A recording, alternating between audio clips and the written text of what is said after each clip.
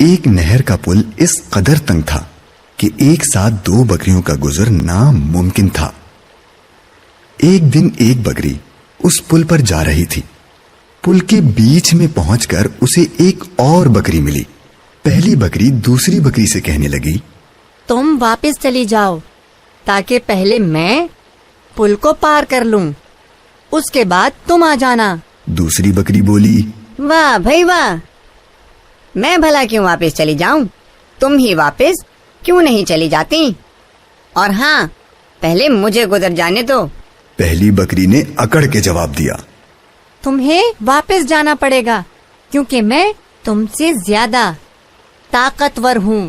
دوسری بکری نے کہا، زیادہ تو کیا، تم تو میرے برابر بھی نہیں ہو۔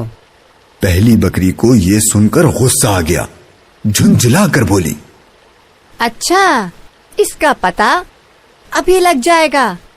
یہ کہہ کر اس نے لڑنے کے لیے اپنے سینگ نیچے جھکا لیے، اور پھر دوسری بکری نے اسے روکتے ہوئے کہا، ٹھہرو ٹھہرو، دیکھو، لڑنے سے کوئی فائدہ نہیں۔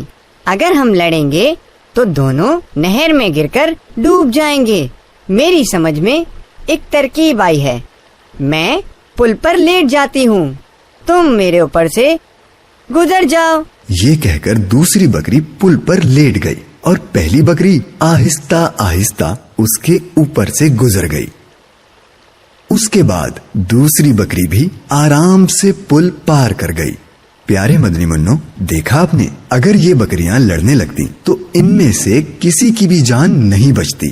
سبق سچ یہ ہے کہ جو کام غصے سے نہیں ہوتا وہ نرمی سے ہو جاتا ہے۔ فرمان مصطفیٰ صلی اللہ تعالی علیہ وآلہ وسلم ام المؤمنین حضرت سیدتنا عائشہ صدیقہ رضی اللہ تعالی عنہا سے ارشاد فرمایا، جس شخص کو نرمی سے حصہ ملا اسے دنیا و آخرت کی بھلائی سے حصہ ملا، اور جو شخص نرمی سے محروم رہا وہ دنیا و آخرت کی بھلائی سے محروم رہا۔